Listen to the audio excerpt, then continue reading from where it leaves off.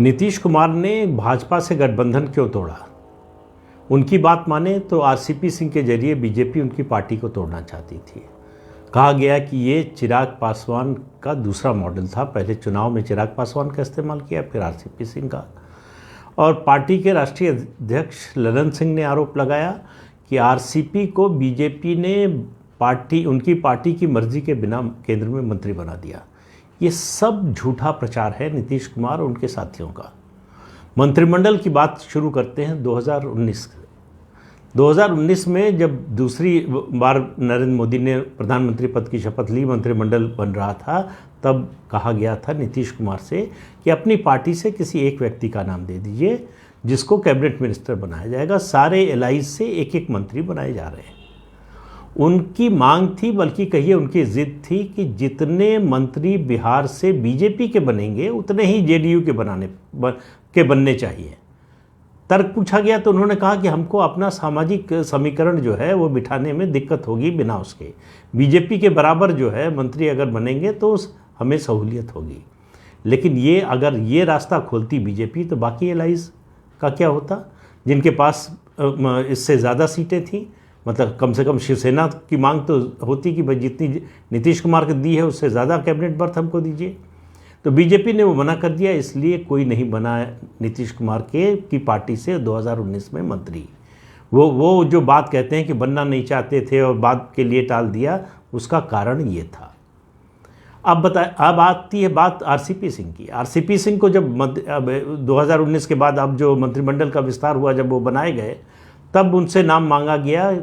अमित शाह, केंद्रीय गृह मंत्री अमित शाह ने नीतीश कुमार को फ़ोन किया कि अपनी पार्टी से कोई एक नाम दे दीजिए। उन्होंने आरसीपी सिंह का नाम दिया, नीतीश कुमार ने दिया। और उन्होंने कहा कि ललन सिंह को इसको एतराज़ होगा, इस पर उनका ध्यान रखना होगा। उनका संकेत ये था कि उनको भी बना दे तो अच्छा है, लेकिन पार्टी ने माना नहीं। एक नाम जो उन्होंने दिया था उसी को मंत्री बनाया गया। अब वो पलटकर कह रहे हैं कि आरसीपी को, भाई अगर आरसीपी को आपकी मर्जी के बिना बना दिया था तो आप जब उनको पार्टी से में इतनी उनकी दुर्दशा कर सकते हैं, मंत्री बनने से क्यों नहीं रोक दिया? उनको इस्तीफा देने के लिए क्यों नहीं कह दिया? क्यों नहीं बीजेपी से एतराज़ किया कि आपने कैसे मंत्री बना दिया हमारे पार्टी से पूछे बिना? ये सब कुछ नहीं किया। ये आज याद आ रहा है 1.5 साल बाद, जब पार्टी से निकल चुके हैं आरसीपी सिंह। और दूसरी बात, क्यों गए नीतीश कुमार? नीतीश कुमार को कोई दिक्कत नहीं थी। सीटें कम होने के बावजूद बीजेपी की 74 सीटें अब 77 हो चुकी हैं। 74 सीटें बीजेपी को मिली चुनाव में, 43 मिली जनता दल यूनाइटेड को। इसके बावजूद नीतीश कुमार को मुख्यमंत्री बनाया पार्टी ने। बीजेपी नहीं जानती थी कि अगर नीतीश कुमार को मुख्यमंत्री नहीं बनाया तो ये सरकार नहीं चलेगी। उसको पता था कि अगर इस सरकार को चलाना है तो नीतीश कुमार को ही मुख्यमंत्री बनाना पड़ेगा। ये उसकी मजबूरी थी, इसलिए बनाया। अब नीतीश कुमार को याद होगा आपको, कुछ समय पहले उन्होंने, अभी 3-4 महीने पहले एक प्रेस कॉन्फ्रेंस में एक बात कही थी कि मैं विधान परिषद में रह लिया, विधानसभा में रह लिया, लोकसभा में रह लिया, कभी राज्यसभा नहीं गया।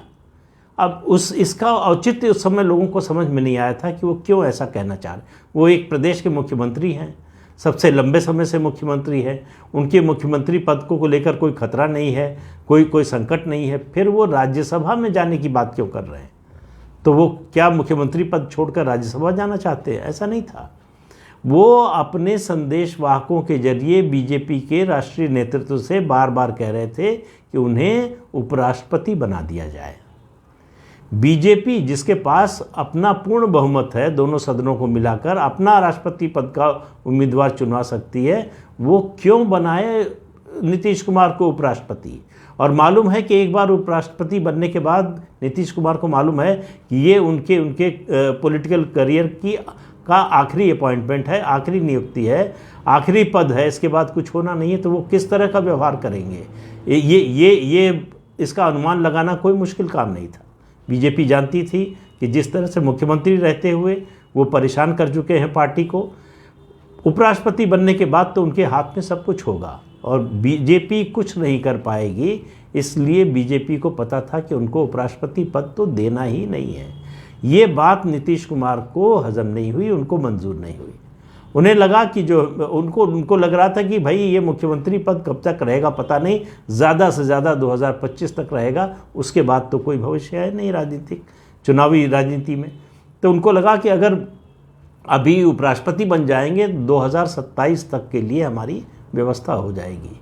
बीजेपी ने उनकी ये इच्छा पूरी नहीं की, इसलिए आरोप लगाया। जिन पर भ्रष्टाचार का आरोप लगाकर निकले थे, भ्रष्टाचार का उस समय जब आरोप लगा था तब केवल जो है सीबीआई की रेड हुई थी। अभी तेजस्वी यादव के खिलाफ चार्जशीट दाखिल हो चुकी है। चार्जशीट दाखिल हो भ्रष्टाचार के मामले में, उसके बावजूद उनको कोई एतराज़ नहीं है। उस समय केवल सीबीआई रेड पर एतराज़ था। तो अब उनको भ्रष्टाचार अच्छा लगने लगा है शायद, इसलिए वो चले गए फिर से आरजेडी के साथ। ये उनकी मर्जी है, लेकिन वो जो बहाने बना रहे हैं जाने के, उनमें कोई दम नहीं है। तो नीतीश कुमार पद के लिए कुछ भी कर सकते हैं।